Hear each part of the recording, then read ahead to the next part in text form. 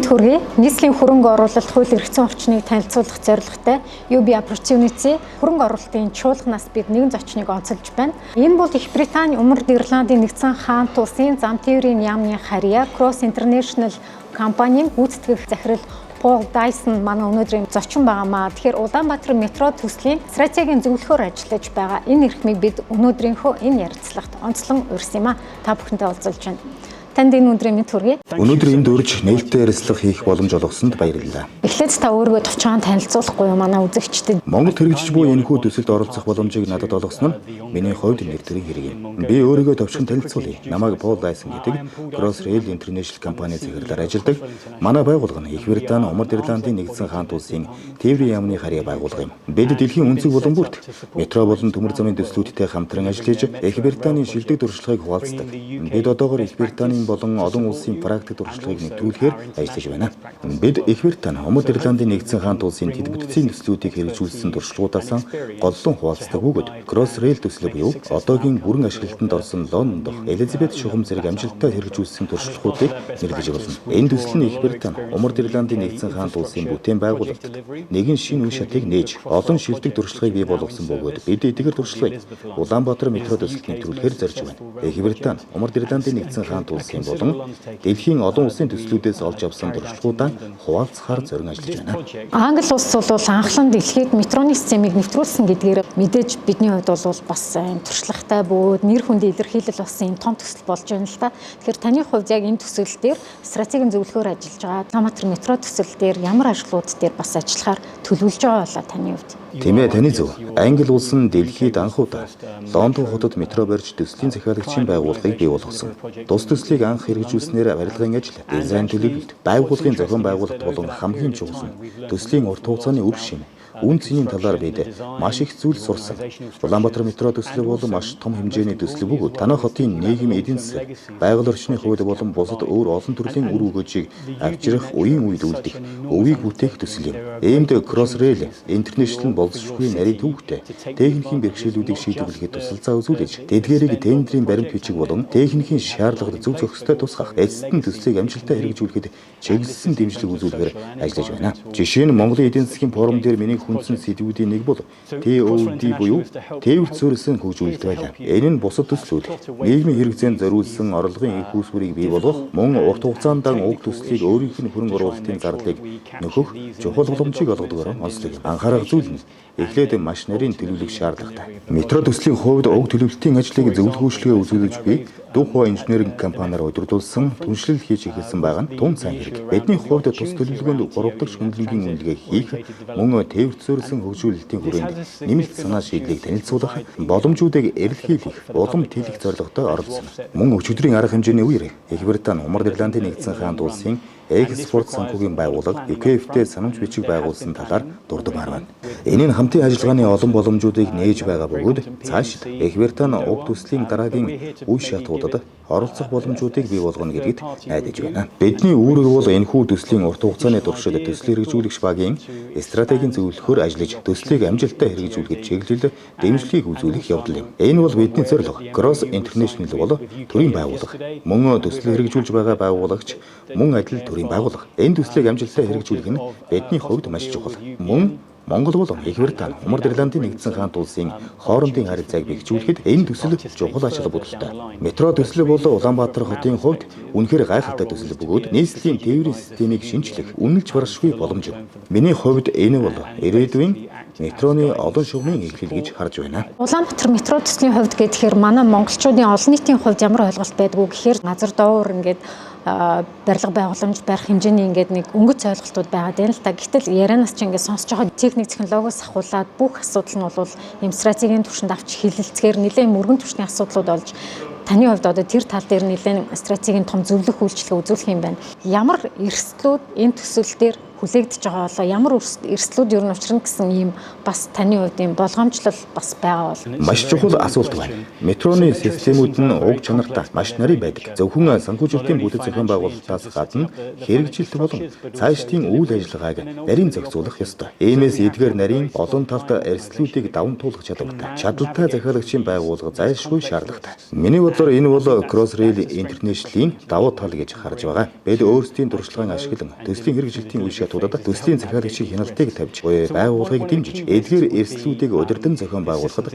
дэмжиж чадна гэдэгт итгэлтэй байна. Төслийн хамгийн том эрсдлүүдийн нэг бол системийн интеграц юм. Энэ нь галт тэрэгний үйл ажиллагааны шаардлагуудыг бүрэн хангахын тулд хөдлөх бүрэл түүний болон бусад үйл ажиллагааны системүүдийг бүрэн интеграц хийж нэгтгэх юм. Энэ нь дэлхийд дахинд ихэвчлэн хамгийн том бэрхшээл болдог асуудлуудын нэг юм. Бидний хувьд их Британи Умард Ирландын нэгдсэн хаант улс болон олон улсын хэмжээнд хэрэгжүүлсэн төслүүдээс хоримтлуулсан ариун туршлага бий. Түлхүүр гардуулах нөхцлөөр EFC гэрээ байгуулсан ч системийн уялдаа холбоо интеграцтай холбоотой эрсдэл байдаг тул захиалагч байгуулга нь энэхүү эрсдлийг хянах хэрэгтэй байдаг. Crossrail төслийн хүрээнд бид Элизабет чухмыг ашиглалтанд оруулах явцад олон асуудалтай тулгарсан ч тэр бүхнээс маш их зүйл сурсан. Бид тухайн үед маш хүчтэй зохион байгуулалттай захиалагчийн бүтэц бүрэлдүүлж төслийн эрсдлийг бууруулах аргачлалуудыг нэвтрүүлсэн юм. Үндсэн санаа нь бид эдгээр туршлага сургамжуудаа танаа төсөлд нэвтрүүлж амжилттай хэрэгжүүлэхэд дэмжиж туслах явдал юм. Мөн энэхүү эрсдлээс гадна бусад улс орнуудад түгээмэл тулгардаг асуудлууд бий. Жишээлбэл газар чөлөөлөлт, логистик, ялангуяа Улаанбаатар хотын хувьд маш их ачааллтай хот гэдгийг бид мэднэ. Үүн дээр нэмээд метроны шугам хотын гол төв зам дагуу Улаанбаатар хотын хамгийн чухал бүсд байрлагдвал барилгын ажлыг болон холбогдох логистикийг хотын үйл ажиллагаанд сөргөөр нөлөөлөхгүйгээр хэрхэн зохион байгуулах вэ гэдгийг маш нухастай төлөвлөх шаардлагатай. Эдгээр нь нэг талаас эрсдэл мэт боловч нөгөө талаас боломжууд юм.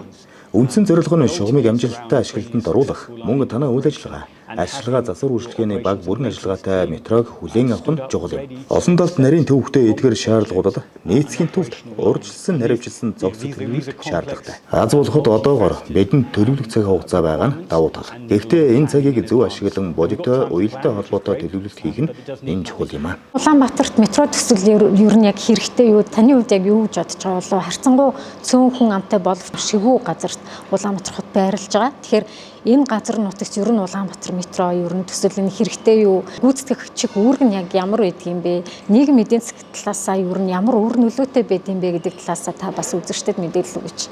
Орчин үеийн хотуудын өмнө тулгамдж буй хамгийн чухал асуудлуудын нэг гэж би бодож байна. Улаанбаатар хотод метро хэрэгтэй юу гэсэн асуултанд хариулахад хотын иргэд чөлөөтэй, үрдэмжтэй зорчих боломжтой тээврийн систем зайлшгүй шаардлагатай гэж үзэж байна. 2040 оны хөгжлийн төлөвлөгөөнд тусалсан 20 минутын хот бол үнэхээр чухал зорилт. Гэхдээ тэдгээр зорилтуудыг хэрэгжүүлэхэд зохистой дэд бүтэц бүрдсэн байх ёстой. Метро бол юун түрүүнд шаардлагатай байгаа дэд бүтцийн нэг чухал бүрэлдэхүүн хэсэг болох бөгөөд ирээдүйд өөр олон шугам баригдах байх. Өмнө нь дурдсан ийм дүн хэмжээний хөрөнгө оруулалт хийж байгаа тохиолдолд ямар шууд болон шууд бус өр өгөөж болох вэ гэдэг нь маш чухал. Crossrail International төслийг хэрэгжүүлж буй захиалагчийн багт эдгээр үр өгөөж өргөн хүрээний нийгмийн болон байгаль орчны үр ашиг гаргах чиглэлд төвлөрж дэмжиж ажиллана. Нийгмийн асуудлын хүрээнд гол анхаарал зүйл нь зөвхөн хөдөлгөөн хүртээмж бус мөн олон төрлийн оролцоог дэмжих явдал юм. Боловсрол сургалтын асуудал ч мөн адил маш чухал. Зөвхөн инженер зэрэг их дээд боловсролын төвшөнд бол техникийн болон мэрэгжлийн ур чадварыг сургалтаж чухал ачаал бүрдэлтэй.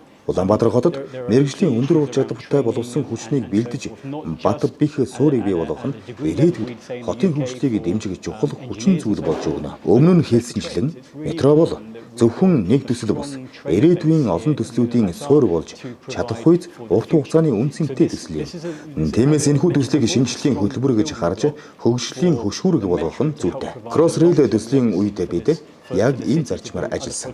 Төслийн эрсдлийг хэрхэн бууруулах вэ гэдэгт олон талаас нь судалж, академик, мэрэгжлийн төвчний сургалт аль алийг нь оруулсан. Жишээлбэл бид захиргаанчин, тусгай зориулалтын өрлөгчин зэрэг мэрэгжлтнүүдийг бэлтгэх сургалтын хөтөлбөрүүдийг байгуулж, эдгээрийг дэмжих сургалтын байгууллагуудыг бий болгож, гэрээд гүйцэтгэгчдэд зайлшгүй сургалт явуулах нөхцөл тавьсан. Энэ мэт боломжууд маш олон бий. Миний бодлоор бидэнд энэ бүхнийг төслийн зорилгод тусгаж хэрэгжүүлэхэд хангалттай хугацаа байна. Эцэст нь хэлэхэд энэ бүхэн Улаанбаатар хотын ирээдүйн тээврийн систем болон бусад хөгжлийн хувьд зориулсан хамгийн бат бөх суурь болж өгнө. Мега төслүүдийн хувьд хамгийн гол нь байгаль орчны үр ашиглал дээр нэлээд өндөр байх шаардлагыг тавьдаг болсон дэлхийн нийтийн хувьд тийм ээ. Тэгэхээр байгаль орчны эсрэг төвлөрдөгдөж байгаа сөрөг үзүүлэлтүүдэд метро төсөл ямар үр нөлөөтэй байх юм бэ? Байгаль орчны үзүүл талаас эрэг талуудын та бас дурдж өгөөч ээ. Байгаль орчинтой холбоотой чухал асуулт байна. Би монголчуудыг байгаль орчноо хамгаалах, хайрлах сэтгэлтэй ард түмэн гэдгийг сайн мэднэ. Амьдралын чанар, сайн сайхан байдлын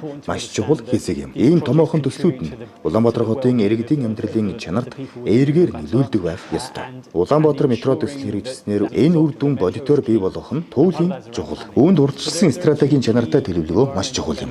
Байгаль орчны хоёр гол үр ашиг байдаг бөгөөд эдгээрийг тусад нь авч үзэх шаардлагатай. Нэгдүгээрт барилгын явцад үүсэх нүүрс төрөгчийн хэмжээг аль болох багасгах хэрэгтэй бөгөөд үүнийг техникийн шаардлага, стандартууд болон барилгын материалын сонголтоор зохицуулж, барилгын үйл явцыг нүүрс төрөгч багтаа доктортой процесс болох замаар шийдэж болно. Одоогийн байдлаар дэлхийд даяар энэ чиглэлд анхаарлаа хандуулж байгаа бөгөөд нүүрс төрөгчийн хаягдгүй бетон, ган зэрэг шинэ технологиг өргөн хэрэглэж эхэлж байна. Жишээ нь Их Британи, Умард Ирландын нэгдсэн хаант улс нь энэ салбарт тэргүүлэгч орны нэг бөгөөд бид энэхүү туршлага технологиг Улаанбаатар метро төслийн төлөвлөлтөд нэвтрүүлэх эсвэл ядаж нөлөөлөл үзүүлэх зорилго байна. Хоёрдугаарт урт хугацааны үр ашиг бол автомашинаас хатгалзаж хүмүүсийг метро руу шилжүүлэх явдал юм. Энэ бол мэдээж бохирдол хүлэмжийн хийн ялгарлыг бууруулахад нөлөөлөх том хүчин зүйл юм. Нэг сонирхолтой зүйл хуваалцахад Crossrail төслийн хүрээнд одоогийн Элизабет шугам маш үр дүнтэй хэрэгжсэн юм. Бид 5 жилийн зорчилтын төлөвлөгөөг зөвхөн 2.5 жилийн дотор биелүүлсэн нь үнэхээр гайхалтай амжилт болсон. Метро ашиглалт маш хурдтай өссөн бөгөөд одоогийн зорчигчдын 30 гаруй хувь нь өмнө нь огт метро хэрэглэж байгаагүй хүмүүс. Энэ нь юу гэж байгаа вэ гэхээр тухайн хүмүүс автомашинаар зочхон болсон гэсэн үг. Улаанбаатар хотын хувьд энэ бол хүлээгдэж буй хамгийн чухал үр дүн юм. Иргэд автомашин хэрэглээг багасгаж метронд шилжих юм. Мөн хүмүүсийн алхалтыг нэмэгдүүлэх зэрэг хувь хүний эрүүл мэндэд эерэг үр дагавар авчирна. Сүүлд нь гэж хэлгээд метро төсөл нь хэрэгжснээр Улаанбаатар хотыг илүү цэвэр, илүү эрүүл, илүү үр өгөөжтэй ирээдүй рүү хөтлөх чухал түлхүүр болно гэдэгт итгэлтэй байна. Баярлалаа. Cross International компанийн хувьд гэхэд маш олон метроны төслүүдийг хэрэгжүүлж ирсэн туршлагатай. Тэгэхээр тэр төслүүдийг бас Монголд нутагшуулахын үсэд чинь амжилт хүсье. Улаанбаатар хотын хөрөнгө оруулалтын чуулганы үеэр уулзалтыг зохион байгуулж байгаа. Тийм учраас хугацаа маш давчуу байлаа. Танд амжилт хүсье. Баярлалаа. Look, so thank you very much for inviting me for the interview.